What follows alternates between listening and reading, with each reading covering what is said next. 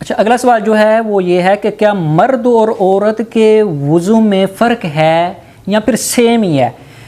तो मर्द और औरत का जो वुज़ू है वो उसमें इतना ख़ास फ़र्क तो नहीं है, लेकिन एक छोटा छोटा फ़र्क है। मिसाल के तौर पर जो मर्द है उसकी दाढ़ी होती है, औरत की दाढ़ी नहीं होती।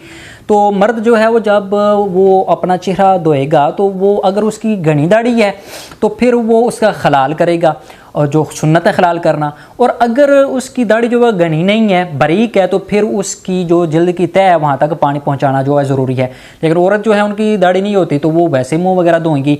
और एक और चीज़ है कि जो औरतें हैं वो, आप पता है आपको को वो नथ भी पहनती हैं। वो कई औरतें जो हैं वो क्या नाम है, उन ब्रेसलेट भी पहने हुए होते हैं। और कई औरतें जो हैं, मर्द भी इवन के, उन्हें जो रिंग है, ये अंगूठी वगैरह वो भी पहनी होती है।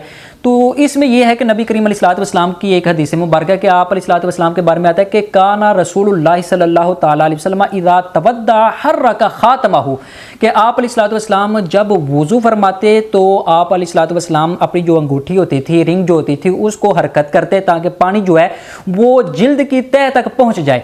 तो अब इससे उलमा ने ये मसला निकाला कि अगर वो रिंग जो है वो क्या नाम है, या ब्रेसलेट वगैरह जो है, वो नथ वगैरह जो है, अगर उसको हरकत देने से नीचे पानी पहुंच जाता है तो फिर बेशक उसको ना उतारें। और अगर उसको हरकत देने के बावजूद नीचे पानी नहीं पहुंचता तो फिर आप ऐसा करें कि उसको उतार लें, रिंग वगैरह को उतार लें, ब्रेसलेट को उतार लें, और फिर उस वज़ू करें ताकि जो तह तक पानी जाए और वो आपका वज़ू मुकम्मल हो। यही चीदा चीदा फ़र्क है, इसके अलावा कोई फ़र्क नहीं है, सेम ही है। जैसे मर्द वज़ू करते हैं वैसे ही औरतें वज़ू करते हैं। जो सा फ़र्क था वो हमने आपको बता दिया है।